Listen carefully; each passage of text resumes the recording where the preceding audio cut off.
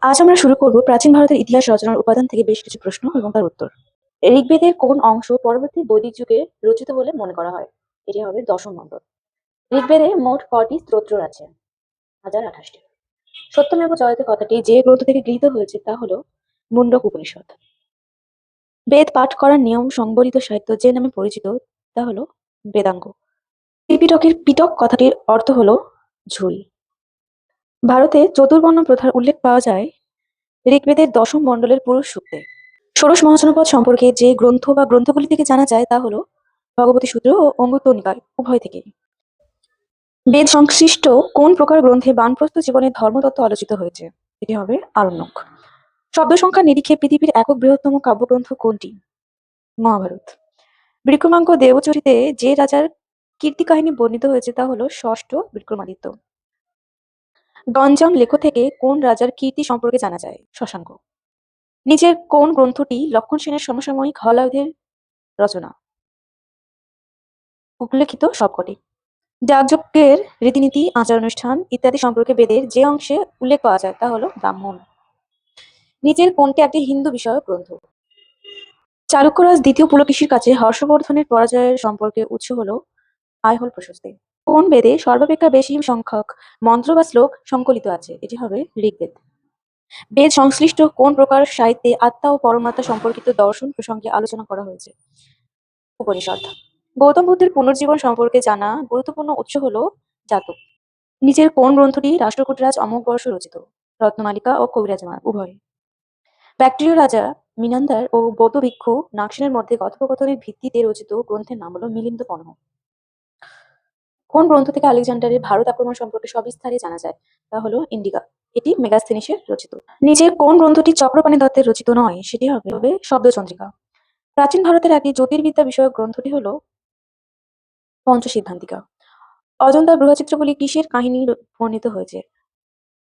জাতকের। নিচের কোন প্রাচীন দেশের লিপির নাম কিউনিফর্ম? এটি হলো সুমের।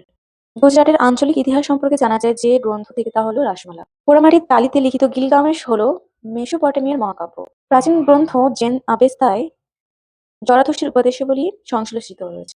কোথাকার আলতামিরা গুহা প্রাচীনকালের অন্যতম ঐতিহাসিক নিদর্শন? এটি হবে স্পেনের। বোগাজকোহের লেখ এটি এশিয়া মাইনরের, হামুরাবি আইন সংহিতা ব্যাবিলনের, রোজেটা প্রস্তর মিশরের, ভীমবেটকা মধ্যপ্রদেশের। Option C.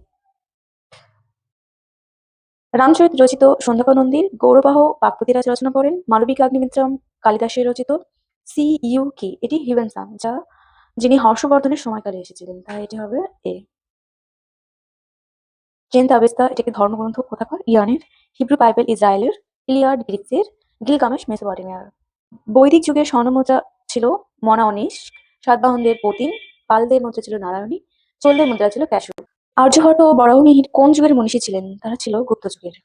বৈদিক সাহিত্য রচনার সময়কাল ছিল হাজার বৈদিক সাহিত্য রচনার সময়কাল ছিল 1500 থেকে 500 খ্রিস্টপূর্বাব্দ। কবি জয়দেবের গীত গোবিন্দ কোন ভাষায় রচিত? এটি সংস্কৃত ভাষায়।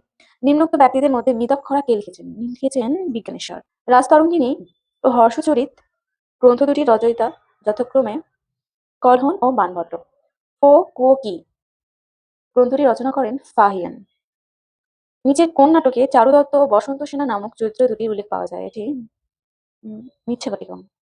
কম্ব রামায়ণ কোন ভাষায় রচিত? তামিল।